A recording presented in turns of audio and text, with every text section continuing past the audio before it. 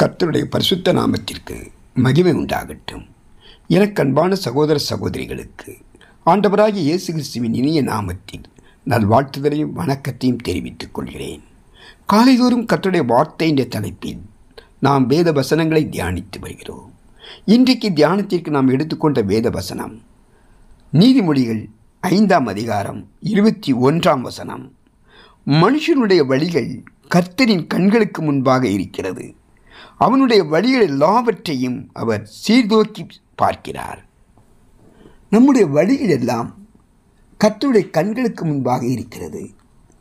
கர்த்தருக்கு பயப்படுகிற பயம் நம்முடைய இருதயத்தில் நிரம்பி இருக்க வேண்டும். கர்த்தருடைய பிரமாணங்கள் நம்மை ஆளுகை செய்ய வேண்டும். மனுஷன் முகத்தை பார்க்கும்போது கர்த்தர் நம்முடைய இருதயத்தை பார்க்கிறார். கர்த்தருக்கு மறைவான ரகசியம் எதுவும் இல்லை. நம்முடைய செய்கைகள், பேச்சுக்கள், நம்முடைய இருதயத்தின் யோசனைகளை அவர் அறிந்திருக்கிறார்.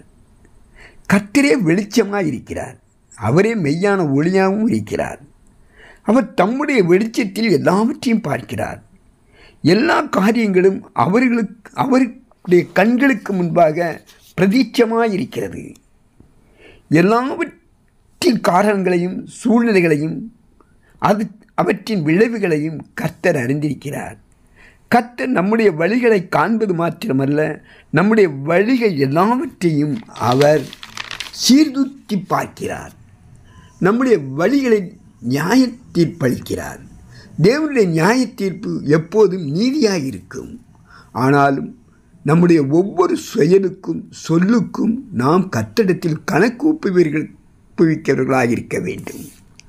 மனுஷனுடைய வழிகள் கர்த்தருடைய கண்களுக்கு முன்பாக இருந்ததற்கு வேதாகமத்தில் பல உதாரணங்கள் உள்ளன.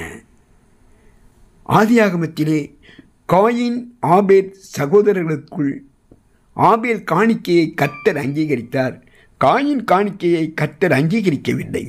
அப்பொழுது காயினுக்கு மிகவும் எரிச்சல் உண்டாகி முகநாடி வேறுபட்டது. அப்பொழுது கர்த்தர், உனக்கு ஏன் எரிச்சல் உண்டாகி உன் முகநாடி வேறுபட்டது என்று கேட்பதை நாம் பார்க்கலாம். யோசேப்பு இப்படி இருக்க நான் இத்தனை பெரிய பொல்லாங்குக்கு உடன்பட்டு தேவனுக்கு விரோதமாக பாவம் செய்வது எப்படி என்று உதறித்தள்ளி ஓடியதை நாம் பார்க்கலாம். தாவீது தேவனுக்கு விரோதமாக பாவம் செய்திருந்தும் தேவரீர் ஒருவருக்கே விரோதமாக நான் பாவம் செய்து உமது கண்களுக்கு முன்பாக பொல்லாங்கானதை நடப்பித்தேன். நீர் பேசும்போது உம்முடைய நீதி விளங்கவும், நீர் நியாயம் தீர்க்கும் போது உம்முடைய பரிசுத்தம் விளங்கவும் இதை அறிக்கையிடுகிறேன் என்று தேவனிடத்தில் ஒப்புரவானதை நாம் பார்க்கிறோம். கிறிஸ்தவர்களை துன்பப்படுத்திய சவுல் கர்த்தர் தன்னுடன் பேசுகிற சத்தத்தை கேட்ட மாத்திரமே, ஆண்டவரே நான் என்ன செய்ய சித்தமாயிருக்கிறேன் என்று தன்னை ஒப்பு கொடுத்து பவுலாக மாறியதை நாம் வேதத்திலே பார்க்கிறோம். வீட்டிலே, வேலை ஸ்தலங்களிலே, ஊழியங்களிலே, வெளியிடங்களிலே நீங்கள் செய்யும் நற்கிரியைகளை, பிரயாசங்கள் ஒருவராலும் கணக்கெடுக்கப்படாமல் இருக்கலாம். மனம் சோர்ந்து போகாதீர்கள். உங்களை அழைத்த தேவனாகிய கர்த்தர் யாவற்றையும் அறிந்தவராக இருக்கிறார். சில வேளைகளில் பல வகைகளிலும் ஒடுக்கப்பட்டு அநியாயங்களுக்கு இரையாகும் சந்தர்ப்பங்களும் கூட வரும். தேவரீர் யாவற்றையும் அறிந்தவர், சர்வ வல்லமையுள்ள தேவன். அவருடைய கண்கள் பூமி எங்கும் உலாவிக் கொண்டிருக்கிறது. அவர் நம் இருதயத்தின் நினைவுகளையும் வழிகளையும் அறிந்தவராயிருக்கிறார். மோசம் போக்கும் இந்த சிந்தனைகளை களைந்து கிறிஸ்துவுக்குள் நற்கிரியைகள் பெருகும்படிக்கு எனக்கு கிருபை செய்யும் இயேசுவே என்று ஜெபிப்போமா. ஆமென்.